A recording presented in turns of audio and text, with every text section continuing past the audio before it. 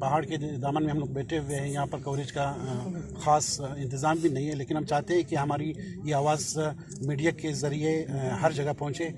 کوئٹہ کے لوگوں تک، بلوچستان کے عوام تک، انسانی حقوق کی تنظیموں تک، اور خصوصاً اعلیٰ حکام تک، کہ یہاں پر جو ہے اس وقت ایک مظلوم قوم کے لوگ یہاں پر بیٹھے ہوئے احتجاج کر رہے ہیں. ہم پرامن احتجاج اپنا یہاں پر ریکارڈ کر رہے ہیں، یہاں کے لواحقین کے ساتھ، یہاں اپنی میتوں کے ساتھ، اور انشاءاللہ جو ہے ہم ایک مہذب قوم کے حیثیت سے اپنے میتوں کو جس طرح سے پہلے ہم نے سہارا دیا ہے، ہم اپنی میتوں کو سہارا دیں گے اور باعزت طریقے سے ان کی تدفین کر لیں گے. ابھی فی الحال ہم لوگ یہاں پر بیٹھے ہوئے ہیں. انشاءاللہ شاید 3 بجے کے بعد جب راستہ کلیئر ہوگا، ہم لوگ یہاں جو لیبرز ہے اور جو یہاں پر مائن اونرز ہے، ٹھیکیدار ہے، ان کی مشاورت سے پھر ہم لوگ کوئٹہ کی طرف جائیں گے. Thank you. معزز صحافی حضرات، السلام علیکم.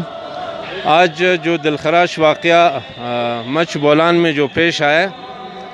ہمارے 10,000 کانکن کو جس بے دردی اور صفاقانہ طرز عمل کے طور پر جنہوں نے ان کو شناخت کر کے جو شہید کیا گیا، میں کہتا ہوں کہ شاید کربلا کے تاریخ کے بعد یہ دوسرا کربلا ہوگا کہ ہمارے اس نوجوان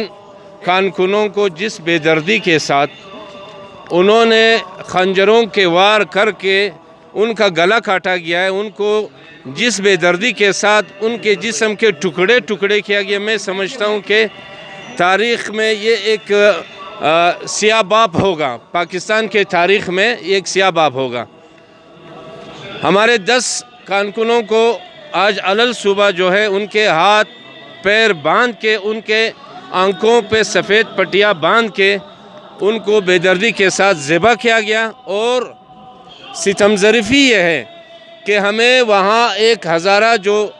کانکن تھا، جو وہاں کے الیکٹریشن کا کام کرتا تھا، وہ اتفاق سے بچ گیا. اس نے ہمیں کال کیا علل صبح، یعنی فجر کے وقت 5:30 پونے 6 بجے کا ٹائم تھا. تو میں نے یہاں سے اپنا پورا جو ہمارے شیعہ کانفرنس کے رضاکار ہمارے لڑکے تھے، ہمارے عہدیداران تھے، میں نے ان کو یہاں سے روانہ کیا. آپ یقین جانیے ہمارے رضاکاروں نے، ہمارے شیعہ کانفرنس کے عہدیداروں نے ان ڈیڈ باڈیز کو وہاں سے نکالا ہے، اور ہمارے اپنے ایمبولینسز جو ہم کوئٹہ سے بھجوائے تھے ان کو ایمبولینسز میں ڈال کے جب ان کو شہر کوئٹہ اپنا مچھ شہر لایا گیا، تو انتظامیہ اور ہمارے دیگر سیکورٹی فورسز کو پتہ چلا کہ یہاں پر کوئی دہشت گردی کا واقعہ رونما ہوا ہے. میں سمجھتا ہوں کہ یہ حکومت کی نااہلی ہے، ہمارے سیکورٹی فورسز کی نااہلی ہے، وہاں کی انتظامیہ کی نااہلی ہے کہ اپنے ان کے لوگ بے دردی کے ساتھ قتل کیے جاتے ہیں، لیکن ان کو تب پتہ چلتا ہے جب وہاں سے ایمبولینسز گزرتی ہے. تو میرا مطالبہ ہے حکومت بلوچستان سے کہ آپ نے اس سے پہلے بھی کبھی کوئی مطالبہ ہمارا منظور نہیں کیا گیا، لیکن میرا ان کے ساتھ ان سے ضرور ایک مطالبہ ہے کہ اپنے اس نااہلی کو چھپانے کے لیے منظر عام پر آ جاؤ.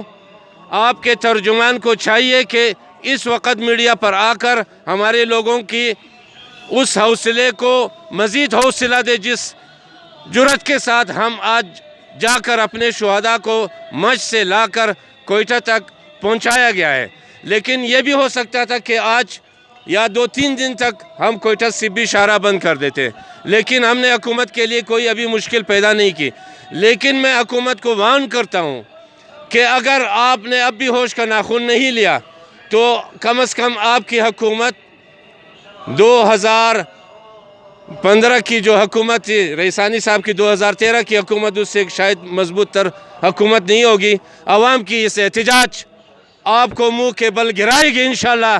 اگر آپ نے ہمارے قاتلوں کا سراغ نہیں لگایا، اگر آپ نے ہمارے قاتلوں کو سر عام ان کو گرفتار کر کے اس نامعلوم جو کہتے ہیں کہ نامعلوم فرار ہو گئے، اس نام آپ کا گرانے سے ہرگز گریز نہیں کریں گے. اور میرا وفاقی حکومت سے مطالبہ ہے کہ آپ بھی ہوش کے ناخن لیں،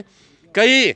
یہ دہشت گردی کا لہر دوبارہ سر نہ اٹھائے، اور ہم بحیثیت ایک زندہ اور مہذب قوم